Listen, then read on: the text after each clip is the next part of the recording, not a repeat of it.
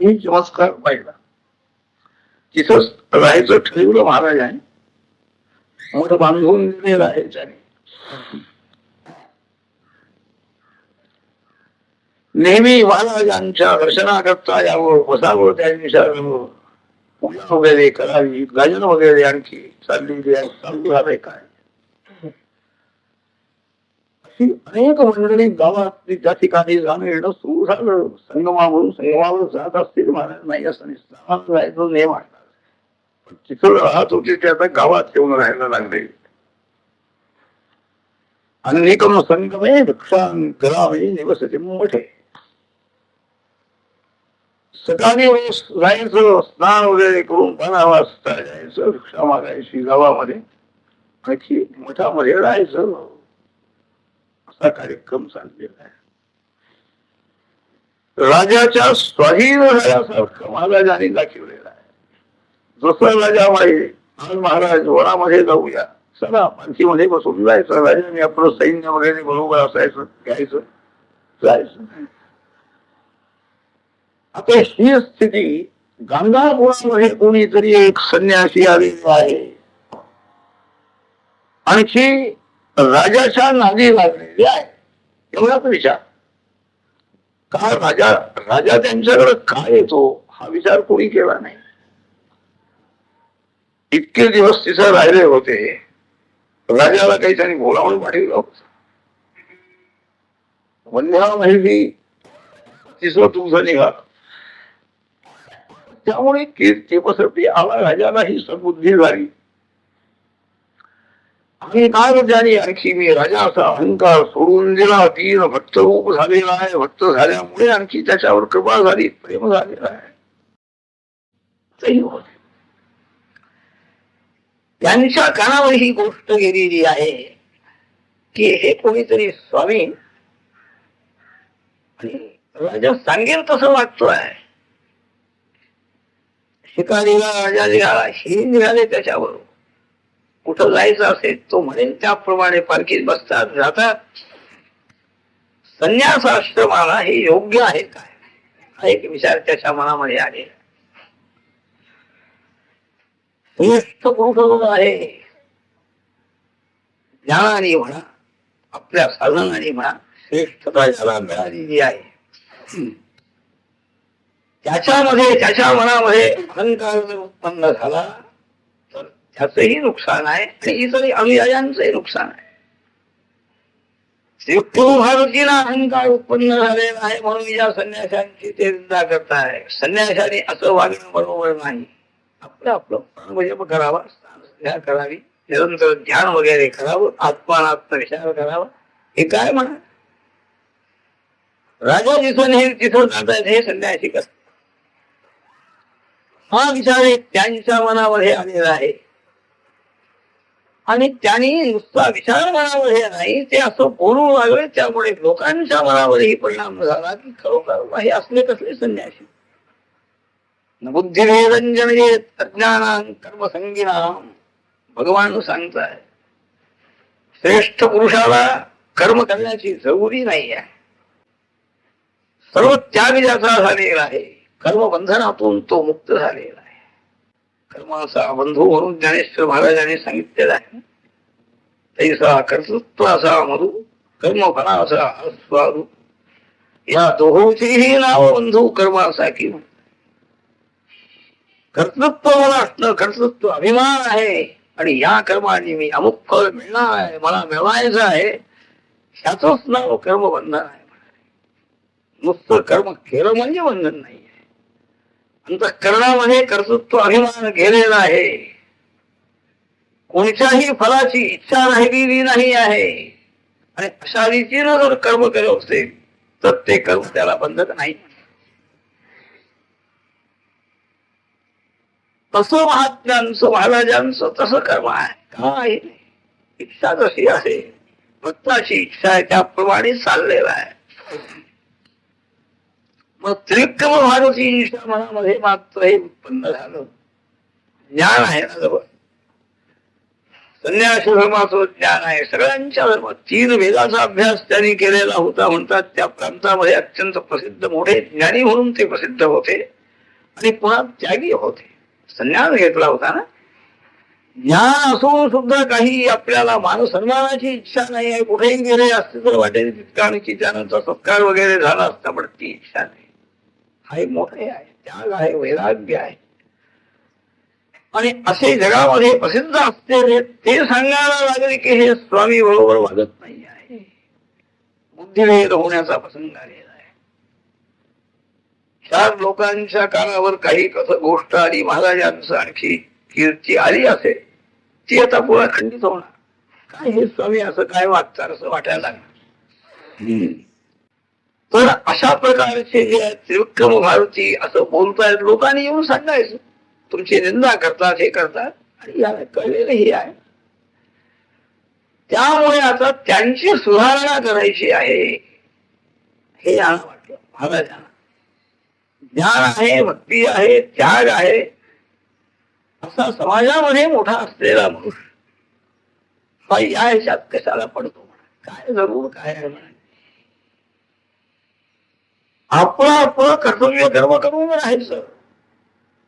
दुसऱ्याचे दोष दुसऱ्यापुढे वर्णन करून इथं तरी यायचं होतं त्रिविक्रम भारतींनी. त्याला पैशून्य म्हणतात. म्हणजे एकाचे दोष दुसऱ्याजवळ जाऊन सांगायचे, बोलायचे.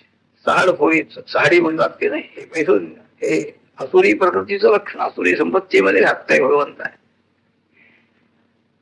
निर्भय नाही, ही निर्भयता नाही आहे. ज्याने दोष केलेला आहे त्याच्या जवळ जाऊन त्याला दोष सांगणं ही निर्भयता आहे. सुधारणा करायची तशी करायला पाहिजे. आणि यांना काय करायचं, हे सुद्धा संन्यासीच होते ना त्रिविक्रम भारती. काय जरूर आहे यांना, ते संन्यासी असं वागतात, ते तसं करतात, यांना काय जरूर. यांनी आपलं चिंतनात नाही बघा ना. याप्रमाणे महाराजांच्या कानावरती आणखी ती बातमी आली. त्यांना हे समजलेलं आहे त्रिविक्रम भारतींचा उद्धार केला पाहिजे. सज्ञानाचे झोंबी कंठी, नाना संकटी नासरी. हा अहंकार ज्ञानी माणसाच्या आणखी ज्ञानी माणसालाच संकट असतात. अज्ञानी माणसावरती काहीच चालत नाही म्हणा, किंवा ज्याला उपयोग आहे नाही. म्हणून या ज्ञानी माणसाची सुधारणा केली पाहिजे, याची बुद्धी सुधारली पाहिजे. केवढी बुद्धी मिळालेली आहे, सर्व अध्ययन केलेलं आहे, ज्ञान मिळवलेलं आहे. सर्व लोकांना मार्गदर्शन शास्त्राप्रमाणे करण्याची योग्यता आहे, करता आहे, आचरणानेही करतायत, त्याग आहे. हा जर मनुष्य याची बुद्धी अशी अहंकाराने जर ग्रासली तर ते ज्ञान सगळं मलिन होऊन जाईल. ही काळजी आहे, दया आहे. ह्यात आपली निंदा केली म्हणून आणखी रागाला असं नाही. राजाला म्हणाले, बाबा कुमसी गावाला जायचंय आम्हाला, त्रिविक्रम भारतींशी भेट घ्यायची आहे, तिकडं जायचं आहे. तयारी केली राजाने. आणि कुमसी गावाला जाण्याकरता महाराज निघालेले आहेत. हे त्रिविक्रम भारती संन्यासी जरी असले तरी नरसिंहाचे उपासक होते. नरसिंहांचं ध्यान करणं, मंत्रजप करणं हे त्यांचं होत. निर्गुण आणखी सगुण हे दोन्हीही काही भिन्न नाही आहे, एकच आहे. ही आणखी भावना त्यांची असल्यामुळे सगुणाची ही भक्ती त्यांची चालू होती, ते त्याने सोडलेलं नाही. भगवान शंकराचार्यांचे जे मुख्य शिष्य आहे पद्मपादाचार्य, हेही नरसिंहाचे उपासक होते. संपूर्ण आणखी तत्वज्ञान आचार्यांच्या मुखातून त्यांची प्रस्थानत्रयी पद्मपादाचार्यांनी 3 वेळा ऐकलेली होती. ब्रह्मचर्यातूनच संन्यास घेतलेला होता त्यांनी. लहानपणापासून त्यांचं सान्निध्य मिळालेलं आणि त्यामुळे त्यांना सगळं ऐकायला आचार्यांच्या मुखातूनच सगळं ऐकायला मिळालं. परंतु इतकं सगळं ही ज्ञानयोग पूर्ण असताना सुद्धा ब्रह्मसत्यम जगन्मिथ्या हे पक्की खात्री आहे, पण भगवत भक्ती मिथ्या नाही आहे, मांदी नाही त्याने. हे ज्ञानाचं खरं फळ आहे. अंतःकरण बाकीच्या विषयाकडे व्यथान दशेमध्ये कुठेही मान जाणार नाही. मग मिथ्या असताना मन जातं कसं होते? वित्तान दशा बंद करता येत नाही आहे, प्रारब्धानेची येते आहे. मग तिकडं गेलेलं मन विचाराने आणखी अवलावं लागतं. विचार करून गुणागुणेश वर्तनते मत्वा नसज्जते, आसक्ती होऊ द्यायची नाही मनाची, एवढंच पाहिजे. राग आला तरी हरकत नाही म्हणतात भगवान. शक्नोती वयस सोढुं प्राक् शरीर विमोक्षणात कामक्रोधोद्भवं वेगम संयुक्त स्वरूपीना. येऊ दे, राग यायला पाहिजे. व्यवहारात जोपर्यंत आणखी अंतःकरण जात आहे, विठ्ठल दशाही संपलेली नाही जोपर्यंत, तोपर्यंत रागही यायला हरकत नाही. पण तो आवेग उत्पन्न नाही, इतका आवडता आला पाहिजे, त्याचा अतिरेक होऊ नये, इतकं जपलं पाहिजे. हे ज्याला साध्य झाले, राग जो आवडू शकतो, तो आणखी योगी आहे, सुखी तो आहे. तसं आणखी सगुण भक्ती ही सुद्धा आणखी त्याप्रमाणे करायला काय उत्तम आहे. ती सगळ्या वासना क्षय वगैरे अद्यापी जे आपल्याला वित्थान येतं ते वासनेमुळे येत आहे. अद्यापी वासना शिल्लक आहेत ना, सूक्ष्म रूपात काय होणार, त्यामुळे ते प्रारब्ध समाधीतून बाहेर ढकलतं. वित्थान दशा येती आहे, अनेक लोकांच्या आणखी संग होतो आहे. त्या संघात राहून आणि त्यातून आपल्याला मन बाजूला करायचा आहे, तो तरी अभ्यास करावा लागेल की नाही. नंतर निर्गुण समाधी जरी मिळाली तरी सुद्धा सगुणाची भक्ती ही त्याला कितीतरी उपयोगी आहे. आणि तो एक आनंद मिळाल्यानंतर आपोआप संसार विसरून जातो. योगाभ्यास करून आणखी समाधी प्राप्त करून घ्यायची आहे, त्याकरता प्राणायामाचा अभ्यास आहे, प्रत्याहार आहे. सगळी इंद्रिय ही आणखी सगळी आवरावी लागतात. आपल्या आपल्या स्थानामध्ये त्या इंद्रियांना आवरून ठेवायचं, बाहेर जाऊ द्यायचं नाही. हा एक प्रयत्न करावा लागतो प्रत्याहाराचा. इथं भगवंताची भक्ती सुरू झालेली असताना त्या गोपी, त्यांचे डोळे उघडे आहेत, त्यांचे कान सगळे उघडे आहेत, सगळ्या पाहता आहे सगळीकडं. या घराखाली गोपाळ कृष्ण उभे राहिलेले आहेत. या ठिकाणी त्यांनी मुरली वाजवलेली आहे, इथं त्या ठिकाणी वाचन केलं. जिथं पाहिजे तिकडं सगळीकडे आणखी भगवंताचं स्मरण त्यांना होत आहे. काही मनाला इंद्रियाला आवडण्याची जरुरी लागत राहत नाही आहे. हे एक भक्तीचं वैशिष्ट्य आहे. खरी जर भक्ती उत्पन्न झाली तर अंतःकरण हे तन्मय होऊन जात आहे. डोळे झाकायला नको, काय समाधी अवस्था सुद्धा नको आहे. त्यामुळे हे खरे ज्ञानी जे असतात ते आणखी भक्ती सोडत नाही आहे. ज्ञानाच्या बरोबर त्यांची भक्तीही चालू आहे. काही हरकत नाही म्हणाले. ध्यान करणं, भगवंताचं ध्यान, स्मरण करणं, त्याच्या इंद्रियाला पडलेले वळण इंद्रिया सगळा, हेच वळण त्याने लाभलं सगळ्या इंद्रियाला. तसे आणखी आचार्यांचे श्रेष्ठ भक्त पद्मपादाचार्य सनंदन त्यांचं नाव होतं. पद्मपादाचार्य नंतर नाव पडलं. मोठे गुरुभक्त, मोठे नरसिंह भक्त होते. त्यांच्या गुरुभक्तीची कथा सांगताय की आचार्य महाराज एकदा नदीच्या पलीकडे होते आणि हे अलीकडे महात्मा असे होते, मध्ये नदी होती. आचार्याने एकदम त्याला हाक मारली, सनंदा इकडे ये, नदी भरून वाहती आहे. आचार्यांची आज्ञा झाल्याबरोबर ते नदीमध्ये त्याने पाऊल टाकले. आपण बुडून जाऊ, काय करू, नाव नाही, काही नाही. त्या गंगा नदीला भीती उत्पन्न झाली. हा जर गुरुभक्त माझ्या पाण्यात बुडाला तर माझी बघितली. एक एक मोठं कमळ उत्पन्न झालं. त्याने जिथं पाय ठेवला तिथे एक कमळ उत्पन्न झालं. त्या कमळावर पाय देत ते पलीकडे गेलेले आहे. त्यामुळे पद्मपाद असं नाव त्यांचं पडलेलं आहे. ही गुरुभक्ती आहे. नरसिंहांची भक्ती ही आहे. साक्षात्कार नरसिंहांचा उपास्य साक्षात्कार होणं, उपास्य रूप होणं, हे भक्तीची पराकाष्ठा आहे. दास होणं हेही हरकत नाही, पण ध्यानाचा परिभाग म्हणजे तद्रूप होऊन जाणं. ध्यान करता करता आणखी नरसिंह रूप होत होते पद्मपादाचार्य, असंही त्यांच्या चरित्रामध्ये सांगतात. तसे त्रिविक्रम भारती ज्ञानी आहे आणखी भक्तही आहेत, नरसिंहांचे भक्त आहेत, पण अद्याप गुरुभक्ती त्यांना मिळायची आहे, ती त्यांना द्यायची आहे महाराजांना. म्हणून अरे महाराज आपण होऊन कृषी गावाला हा निंदा आपली करतो आहे, कशाला जायचं त्याच्याकडं नाही असं कधीही वाटलेलं नाही. ज्यांच्या प्रसादाने मानापमानो मित्रारी पक्ष या भूमिकेवर जीव जाऊ शकतो, जीवही अशा प्रकारचा होतो, त्या परमात्म्याला मानापमानाचा काय संबंध आहे. रोज नरसिंहाचं ध्यान करायचे त्रिविक्रम भारती, आणि त्या दिवशी ध्यानाला बसलेले असताना मन चंचल झाले नाही. नरसिंहांची मूर्ती आणि चित्तामध्ये काही येईना.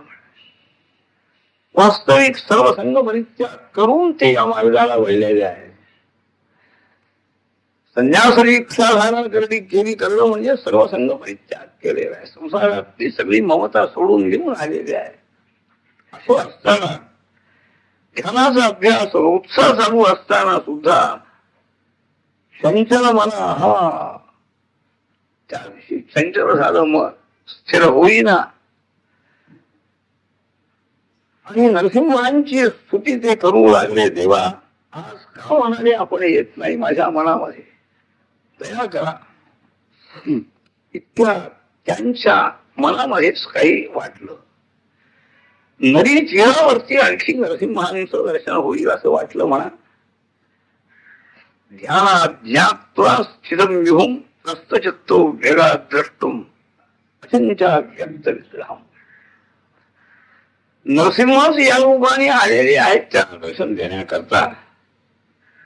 आणि तसेच उठलो ध्यानातून आणि नदी तीरावर प्राप्त झालेले आहे. शत अगदी हे झालेलं आहे, स्थिर झालेलं आहे, शांत झालेलं आहे.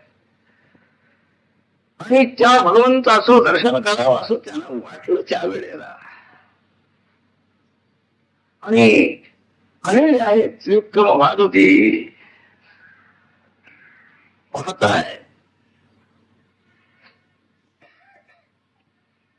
आणि पाहायला लागल्यानंतर ते आता सैन्य राजाचं सैन्य होतं. पालखीमध्ये महाराज बसलेले होते. ते एकटेच संन्यासी आणि बाकीचं सगळं सैन्य आहे. म्हणजे त्रिविक्रम भारती जरी चिरावर आल्याबरोबर सगळेच त्याला संन्यासी दिसायला लागले. सैन्य वगैरे काही दिसेच नाही. सर्व सैन्य आणखी सगळं सैन्य संन्यासी दिसू लागले. मोहित झालेले सर्व संन्यासी रूपिणा, सगळे संन्यासी दंड कमंडलू घेतलेले आहे. कोणी मोठे आहेत, कोणी लहान आहे. विस्मय आश्चर्य वाटलं त्याला.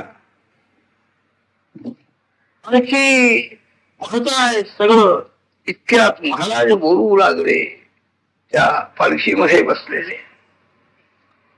आ ईशो विस्मितंतम यम धिक्करो स्मितांबिका भ्रष्टः सैन मयोदुहार्य मायामसी परीक्षिता. काय यती महाराज,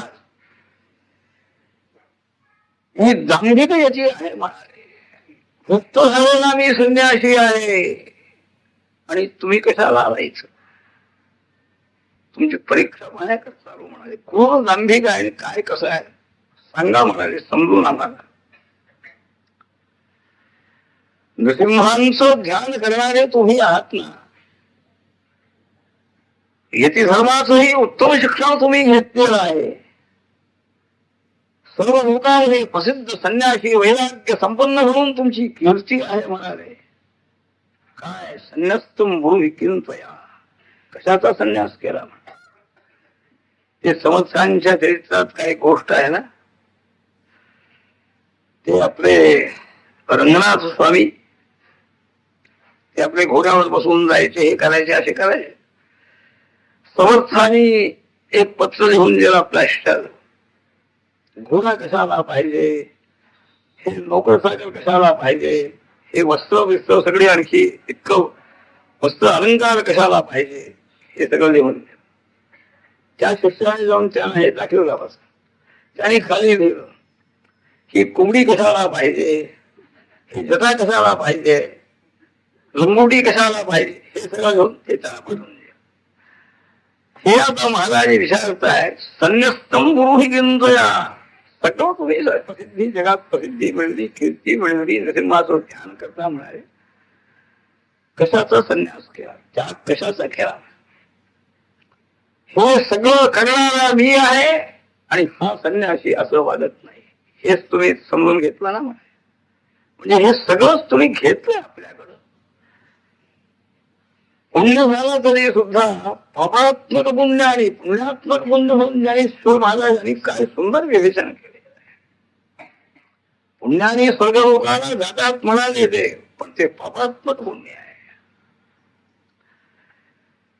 संतांची दृष्टी ही फार वेगळी आहे, त्यांचं विवेक ज्ञान फार मोठं आहे. तर काय संन्यास केला सांगा, काय त्याग केला तुम्ही.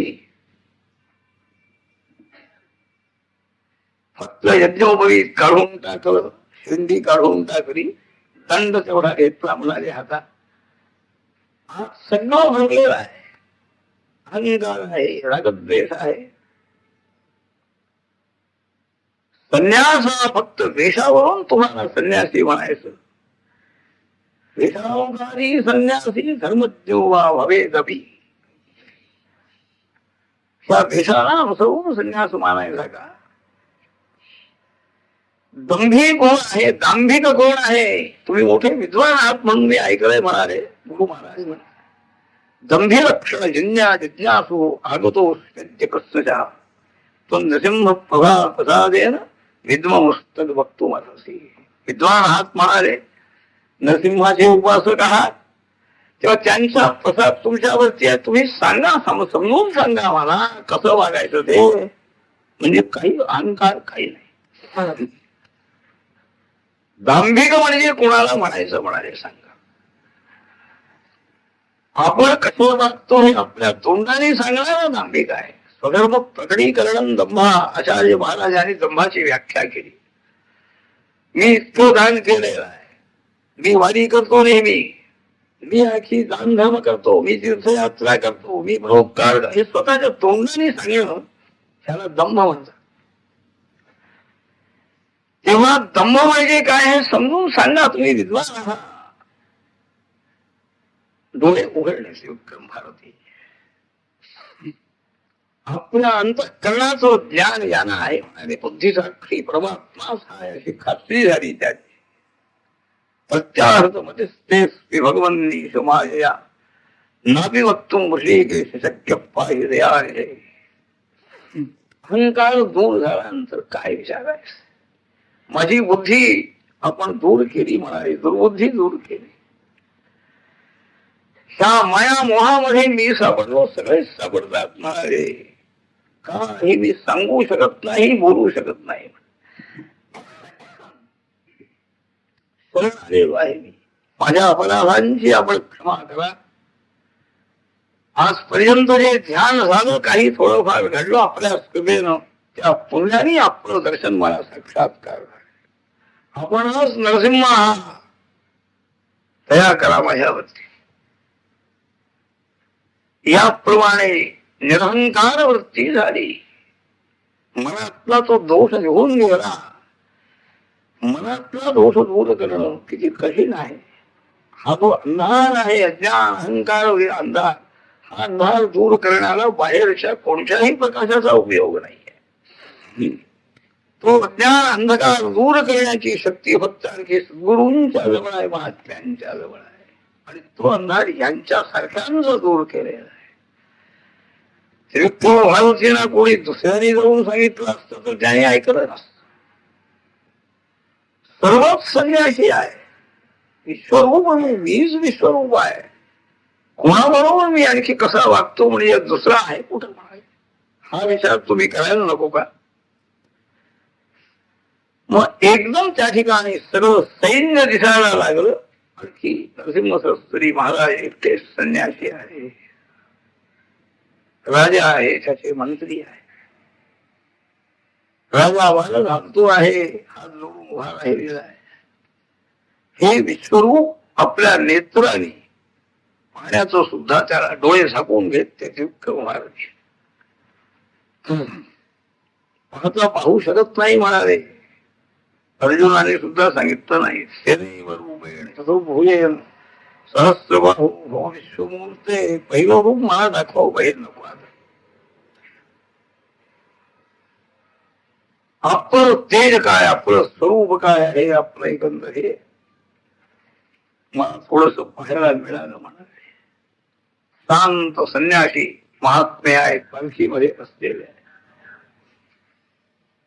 आपण हाही सावधान आलेले आहेत. त्रियुक्त भारती यांच्याही अंतःकरणात तो अहंकार रोग दूर झालेला आहे, पूर्ण स्वस्थता झाली. आणि त्यांनी प्रार्थना क्षमा मागितलेली आहे. कायेन मनसा वाचा केवलैहि इंद्रियैरपि असत्कृतोहि विश्वात मया त्वां क्षमयेत्यतः. शरीरानेही माझ्या हातून अपराध झालेले आहे, मनाने आहे, वाणीने आहे, इंद्रियाकडून सगळे अपराध नेहमी चालू आहे. अपराधांची संख्या सुद्धा आणखी करता येणार नाही. जर दुसरा एखादा स्वामी असता किंवा न्यायाधीश असता, एक एक अपराधाला किती शिक्षा, असं सगळ्या अपराधांचा एक विचार करायचा झाला तर कधीच शक्य नाही सुटका होणं. आपला अनादर माझ्या हातून झालेला आहे, मीच मोठा आहे, मीच ज्ञानी आहे, त्याची क्षमा आपण करावी. पूर्वी अर्जुनाला आपण रूप दाखवलेला आहे, विश्वरूप दाखवावं लागलं.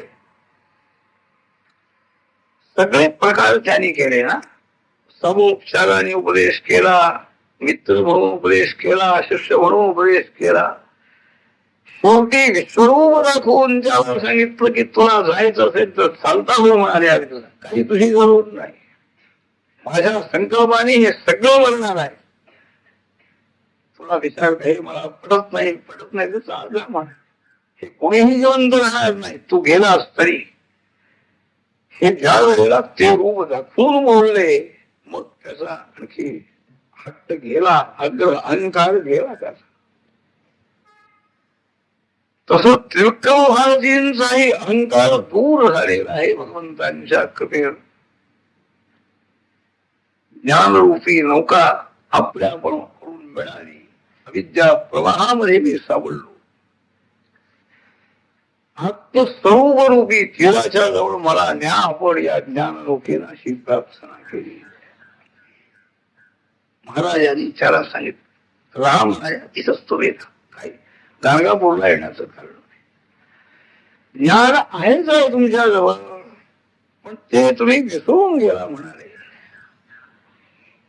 अज्ञानामध्ये पुन्हा तुम्ही ज्ञान मिळवून अज्ञानात येता, म्हणून जर असं यावं लागलं म्हणाले. पुन्हा परमपद तुम्हाला आत्मस्वरूपाची प्राप्ती होईल असं सांगितलं.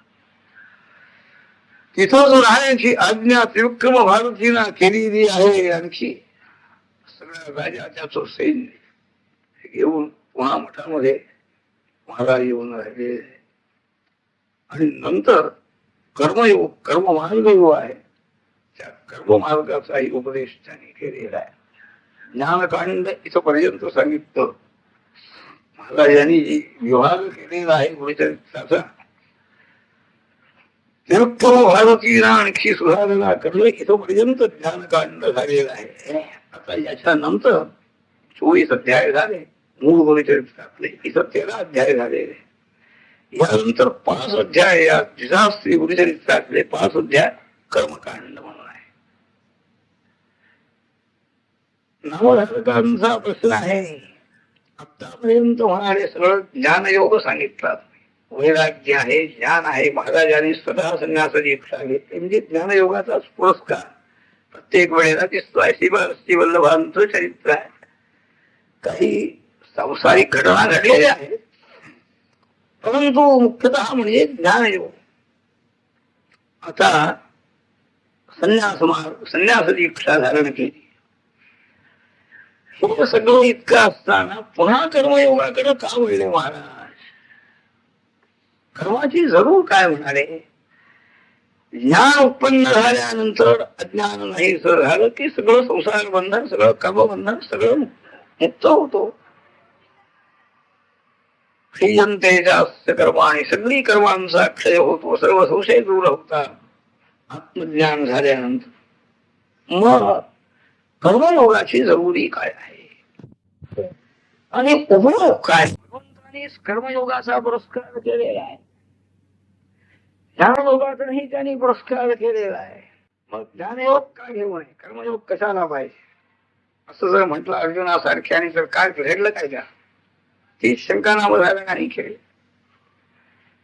कारण कर्म हे अविद्येपासून उत्पन्न झाले, अज्ञानामुळे कर्म होतो म्हणाले.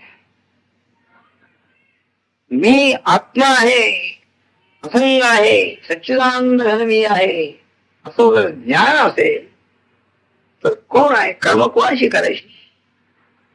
प्रत्येक वर्ण आश्रम यांची कर्म, मी अमुक वर्णाचा आहे, मी अमुक आश्रमाचा आहे, मी अमुक्याच्या ठिकाणी आहे, जन्माला आलेलो आहे, माझ्यावर ही जबाबदारी आहे, हे सगळेही आणखी आपल्या मनाची भूमिका असेल तर सगळी कर्म होणार. काही माझा संबंध नाही, मी एकमेव अद्वितीय आणखी आनंद स्वरूप मी आहे, सुख नाही दुःख नाही, द्वंद्वातीत आहे, या अवस्थेमध्ये जो आलेला आहे त्याला कर्म कुठं आहे? अज्ञान अवस्थेमध्ये कर्म आहे. अविद्येपासून उत्पन्न होणार कर्म अविद्या दूर कसं करतं? अज्ञान दूर करणार ज्ञान आहे, ते सांगणं बरोबर आहे. अविद्येला दूर करणार कर्म नाही, कारण अविद्येपासून उत्पन्न झालेला आहे, त्याच्यापासून उत्पन्न झालं त्याचा नाश करायचा काय? असं कर्म हे कसं शक्य आहे असं आणि विचारलं असता सिद्ध सांगताय. कर्कटीव तद्भवात धरंती यथा वत्सानं मदा तथा अविद्याच कर्मापि कर्मणी विलीयते. अविद्येपासून उत्पन्न झालेलं कर्म अविद्या दूर कसं करते असा प्रश्न आहे. तसंही आहे म्हणाले उदाहरण आहे. खेकडा त्याच्यापासून आणखी गर्भातून उत्पन्न होणारी जी काही मुलं असतील ती मुलं जन्माला आली की त्यांच्याच योगाने त्या कर्कटीचा नाश होतो. त्याचप्रमाणे अगदी भंड फार अगदी मलिन झालेला आहे, मातीची पुटच त्याच्यावर म्हणा अत्यंत मन बसलेला आहे. तो मन दूर करण्याकरता पुन्हा पुन्हा ते मातीनं घासावं लागतं. मातीनं मलिन झालेलं भांड मातीनं शुद्ध करता येतं की नाही म्हणाले. त्याप्रमाणे विद्येपासून जरी कर्माचा उद्भव असला तरी सुद्धा शास्त्राने सांगितल्याप्रमाणे त्या कर्माचं आचरण जर झालं तर अविद्या जाण्याला पुष्कळ मार्ग मोकळा होतो. साक्षात अविद्यानाश कर्माने होत नाही हे खरं आहे, परंतु अविद्यानाश होण्याकरता ज्या ज्ञानाची आवश्यकता आहे ती ज्ञानाची योग्यता कर्माने प्राप्त होती. बुद्धिशुद्धी होणं, कर्म हे काही शेवटपर्यंत करायचं असा सिद्धांत नाही आहे. ज्ञान आणि कर्म यांचा समुच्चय हा शास्त्राचा सिद्धांत नाही आहे. शेतामध्ये उत्तम पीक यायला पाहिजे म्हणजे शेत नांगरलं पाहिजे. उत्तम नांगर अगदी चांगल्यापैकी सगळं आणखी त्याच्यातलं हे काढून टाकलं पाहिजे, नांगरलं पाहिजे. पण कुठं पाहिजे का सारखं नांगर बसायचं, पेरणी झाली तरी नांगरलं पाहिजे रोज असं काही म्हटलं तर नांगर थांबवायलाही पाहिजे आणि आरंभाला नांगरलेही पाहिजे, दोन्ही आहे. कर्म केलीही पाहिजे आणि शेवटी कर्म सोडलीही पाहिजे. हे दोन्ही आहेत. कर्म आणि कर्मसन्यास हे क्रमाक्रमाने दोन्ही मार्ग जरुरी आहेत म्हणाले. साधनावची तत्काळ साधना नैष्कर्म सिद्धी भाव. ही जी साधना चतुष्टय भावून जी सांगितलेली आहे ज्ञानाचा अधिकार प्राप्त संपन्न बुद्धी, दोन्ही संपत्ती बुद्धीमध्ये उत्पन्न झाली पाहिजे आणि बुद्धीमध्ये असलेली आसुरी संपत्ती गेली पाहिजे हा संस्कार याचा अर्थ आहे. त्याकरता कर्म आहे. श्रमसिद्धी झाली, पूर्ण श्रम मिळालेला आहे. निग्रह सगळा इंद्रियांचा झाल्यानंतर म्हणून नंतर पुढे ज्ञानयोगाकडे जायचं आहे. भक्तियोग तर प्रत्येक वेळेला पाहिजे. कर्माच्या वेळेलाही भक्तियोग आहे, ज्ञानाच्या वेळेला आहे.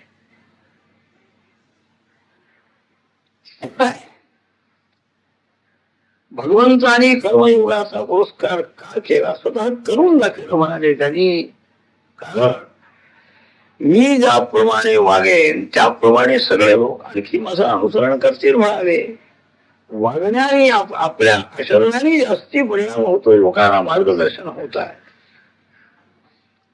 वस्तुतः ज्ञान झाल्यानंतर किंवा ज्ञानयोगी पुरुषाला कर्माची आवश्यकता नाही.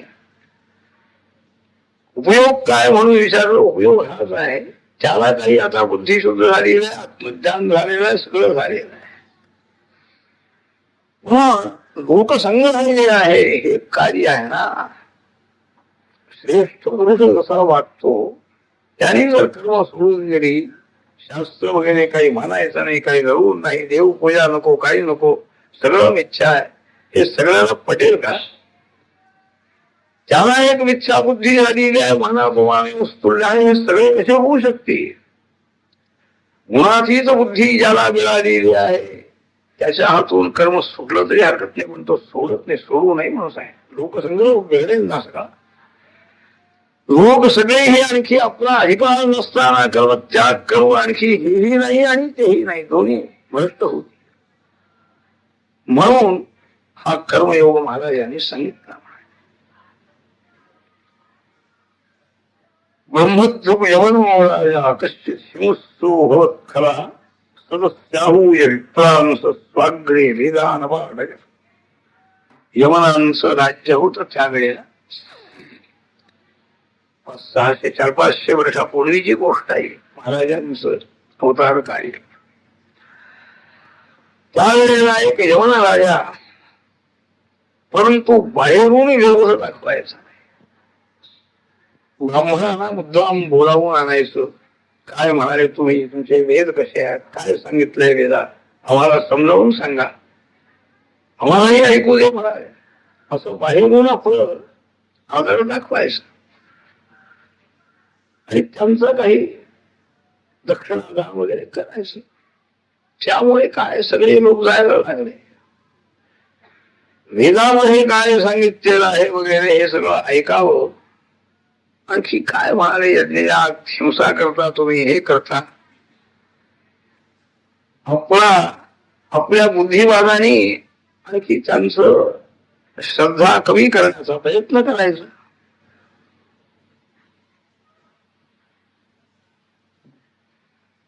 पुष्कळ आणखी नास्तिकांचाही बुद्धिवाद आहे, आस्तिकांचाही बुद्धिवाद आहे, पुष्कळ आहे. त्यांची संगती झाली म्हणजे तोच बुद्धिवाद आपल्या बुद्धीला तसेच संस्कार होत आहे. शास्त्राने सांगितलेली जी दृष्टी आहे ती उत्पन्न होण्याकरता त्या परंपरेमध्ये जे असतील, तज्ञ जे असतील, श्रद्धा ठेवणारे जे असतील, ज्ञानपूर्वक श्रद्धा ज्यांची आहे त्यांची संगती घडली पाहिजे. त्याकरता प्रथमतः आणखी जीवात्मा हा एक शरीरापेक्षा निराळा आहे हे समजलं पाहिजे. त्याशिवाय हे काही नाही, कळलं शक्य. आरंभाला गीतेमध्ये भगवंताने आरंभालाच हे सांगितलं, देही निराळा देह निराळा आहे म्हणाले. देही अजरामर आहे, देह विनाशी आहे. हे अगोदर त्याला सिद्धांत सांगून व पुढे गीता ज्ञान सांगितलेलं आहे. हे अगोदर कळलं पाहिजे. देह म्हणजे मी नाही, देहात आलेला मी आहे. या देहातून पुढेही मला जायचं आहे. प्रवास माझा संपलेला नाही, इथून पुष्कळ दीर्घ प्रवासाला जायचं आहे. ज्या प्रवासामध्ये काहीही व्यवस्था फोननी किंवा पत्रांनी तारेना काहीही करता येणार नाही, अशा प्रवासाला जायचं आहे. हे सगळं आपण ऐकून घेतलं पाहिजे आणि त्याच्याबद्दलही काय युक्तिवाद आहेत ते सगळे ऐकून घेतले. त्यातले तज्ञ, त्याच्याबद्दल श्रद्धा विश्वास असणारे, समजून सांगणारे, त्यांच्या संगतीत गेल्यानंतर तसे संस्कार बुद्धीवरती होतात. आपली बुद्धी काही इतकी पक्की झालेली नाही आहे की कोणीही काही सांगितलं तरी आपली बुद्धी आपली कायम आहे असं होऊ शकत नाही. हा पक्ष आज थोडा दुसऱ्या पक्षाचा हे चाललेलं नाही कधी. बुद्धिमान श्रेष्ठ मान्य म्हणून ठरलेले लोकही या पक्षातून त्या पक्षात जातातच की नाही. पहिल्यांदा हा पक्ष का घेतला, चांगलं वाटलं, आता तोच पक्ष वाईट का दिसायला लागला, काय याचं कारण आहे. तर स्वतःच्या बुद्धीनं सर्व निर्णय होऊ शकत नाही म्हणून मार्गदर्शक योग्य मनुष्याची संगती व्हायला पाहिजे. तर त्यातला मार्ग कसा आहे, काय गुणदोष कसे पाहावे हे आम्हाला शिकावं लागतं. आमच्या बुद्धीला जो दिसेल तो दोष आहे, आणखी बुद्धीला वाटेल तो गुण आहे म्हणून म्हणता येत नाहीये. कुठेही मग आम्ही गुण पाहू आणि दोष पाहू. म्हणून बुद्धी गुणदोष कसे पाहावे हे सुद्धा शिकावं लागतं. आणि खरे गुणदोष आहेत की नाही, का नुसता दोषाचा आभास आहे हेही आपल्या बुद्धीनं पटवून घ्यावं लागतं. त्याकरता आणखी असे जे मर्मज्ञान रहस्यज्ञान ज्यांनी मिळवलेलं आहे, श्रद्धा पूर्ण ज्यांची दृढ झालेली आहे, त्यांची संगती पाहिजे.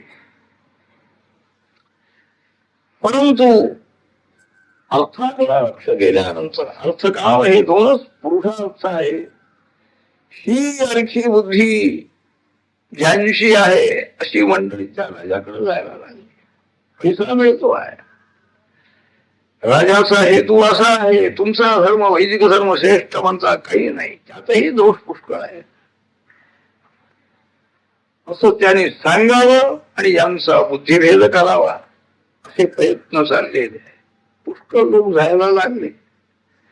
त्याला हे बरं झालं, त्यांचे दोष त्यांच्याकडूनच त्यांचीच बुद्धी फिरविली म्हणजे समजलं. प्रत्यक्ष शत्रूचा नाश करण्याची जरूर नाही, त्यांची बुद्धी नष्ट केली की शत्रूचा नाश पक्का झालेला आहे. पूर्वी प्राचीन काळी सर्व ही मोठे मोठे तपस्वी पुरुष आपल्या बुद्धीचं संरक्षण करण्याकरता त्यांचे प्रयत्न झालेले आहे. बुद्धीचं संरक्षण करण्याकरता गीता ज्ञानाचा उपदेश झालेला आहे. अर्जुनाची खरी बुद्धी ही जायला लागली. दैवी संपत्ती घेऊन जन्माला आलेला अर्जुन भ्रष्ट होतो आहे, होऊ नये त्याला वाटलं म्हणून गीता ज्ञान. बुद्धीचं संरक्षण झालं पाहिजे तर आणखी सगळ्या समाजाचं आणि राष्ट्राचं संरक्षण होणार आहे. ती बुद्धी कोणची पाहिजे, कशी पाहिजे हे सगळंही वेदशास्त्र प्रमाणाने सांगितलं. भगवान सुद्धा शास्त्रम प्रमाण ते म्हणतात. त्यांनी सगळं जाहीर केलं. ज्यांनी अध्ययन केलेलं आहे त्यांनी माझ्याजवळ येऊन आणखी सार्थ वेद पठण करावे, अर्थही सांगावा, वेद पठणही करावं. त्याला पुष्कळ पैसा दिला. धर्मरूढी माणसं सर्व काळात आहे आणि यायला लागलेलो.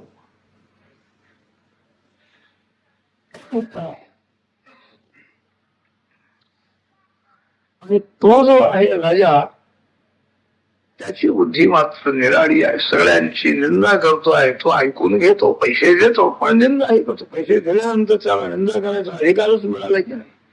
मुखाने ऐकून घ्यायचं, आणखी त्याने नाही. एवं सती एकदा विप्रो वैदिकौ एक चतुर्विधौ मत्तौ तमौ चतुर् राजन् वेदशास्त्र विधौ स्वहितौ.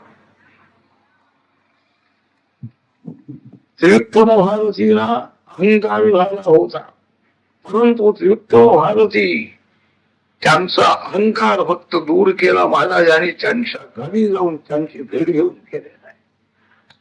आता ही जी कथा याच्या पुढे येणार आहे, हेही मोठे वेदशास्त्र ज्ञान संपन्न असे दोन ब्राह्मण आलेले आहेत त्या यवन राजाकडे. पण यांचा अहंकार शेवटपर्यंत सोडायची यांची तयारी दिसली नाही, म्हणून यांना शाप देऊन उद्धार कोणाचा करायचा कोणाचा नाही हे पाहायचं आहे. आपली शक्ती हे केव्हाही वापरू शकतात, ते समर्थ असतात. परंतु ज्यांना आपल्या बुद्धीचे दोष आणखी गुणच दिसतात, जरी दोष असले, लोकांना कितीही जरी उपसर्ग झाला आपल्या दोषामुळे, तरी तिकडं काही लक्ष देत नाही.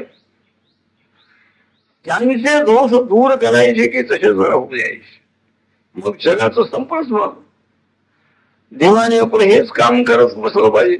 सगळे अगदी पापी लोक, त्या पापी लोकांची पाप दूर करावी, त्यांचे दोष हेच काम करायचं देवाने. त्यांच्या कर्माचा विचार काहीच करायचा नाही.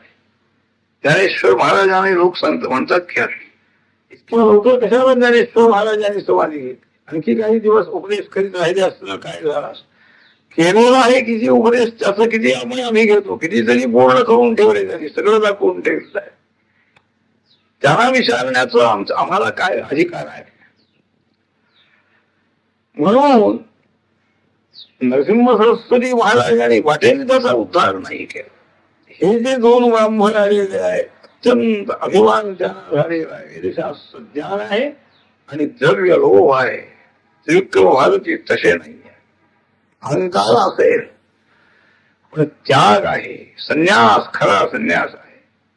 एक अहंकार दोष ज्ञानाचा अहंकार आहे, त्यामुळे ती निंदा झाली, त्यांच्या हातून ती कबूल केली, सुख झाली म्हणाले. अर्जुनाने आपला अहंकार सोडला, शरण आला, नंतर गीता ज्ञानाचा उपदेश झाला. शस्त्रेहम शाधिमान स्वाम प्रबंधम. मला कर्माचं ज्ञान नाही, माझी बुद्धी विचार करू शकत नाही. आपल्या बुद्धीच्या वृत्ती आग्रह त्याने सोडून दिला. बुद्धी श्रेष्ठ आहे असं मान्य सोडून दिलं त्याने. मी आपला शिष्य आहे, मला मार्गदर्शन करा अशी प्रार्थना केल्यानंतर गीता ज्ञानाचा उपदेश सुरू झाला. नाही तर कशाला सांगितला, जा म्हणाले. तुम्ही जा राहणार, मी जातो द्वारकेला, काय व्हायचं ते होईल असं सांगून गेले असते. ते कशाला पाहिजे. पांडव तरी कशाला पाहिजे, कौरव तरी कशाला पाहिजे. तर ही कथा अशी आहे. अहंकार जो आहे त्या अहंकाराचा त्याग झाला पाहिजे असं वाटलं पाहिजे आपल्याला, तर देव दूर करतो. मोठे वेदशास्त्रज्ञ होते, त्यांनी परोक्ष ज्ञान मिळवले, शाब्द ज्ञान पुष्कळ आहे. कोणालाही आणखी निरुत्तर करू शकतात की योग्यता त्यांनी मिळवली. आणि ते जेव्हा राजाकडे आले, आम्ही म्हणाले सर्व वेदाचा अभ्यास केलेला आहे, पूर्ण ज्ञान आम्हाला आहे, तेव्हा कुणीही आमच्या बरोबरीने आणखी असे ज्ञानी नाही यात म्हणाले. तुमच्या राज्यात असलं तर आमच्यासोबत. राजाने सांगितलं सगळ्यांना, म्हणाले कोणी ज्ञानी असलं यांच्या बरोबर वादविवाद करू नये. परंतु कोणीही त्यावेळेला आले नाही. हे जो दोघे आणखी श्रेष्ठ ठरले.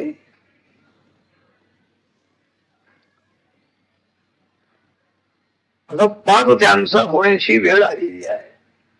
अगप्पाताबद्दल काही विचार सुद्धा नाहीये. अहंकार वाढतो आहे. राजाचा आश्रय मिळाला, सन्मान मिळाले, आश्रय मिळाला. आणखी काही दिवस तिथं राहिल्यानंतर त्यांना दुसरी दुर्बुद्धी झाली. एके दिवशी त्याने राजाला सांगितलं, राजे साहेब आम्ही इतके दिवस अभ्यास केला म्हणाले, आणि आमच्या बरोबर चर्चा करायला विचार करायला सुद्धा कोणी येत नाही. सगळ्यांना भीती वाटती म्हणाले. आम्ही आता तुमच्या राज्यामध्ये सगळीकडे संचार करू, कोण आहेत का पाहू म्हणाले. त्या बाणासुराने म्हणा, ती कथा आहे बाणासुराची. बरी राजा असा तो याचा मुलगा, बरीचा नातू तो शंकरांचा भक्त होता. केव्हाही वाटेल त्यावेळेला हजार हात तुला मिळतील, उत्पन्न होतील, तू युद्ध करशील वगैरे शंकरांनी वर केला, कृपा होती त्याची. त्याला अहंकार उत्पन्न झाला.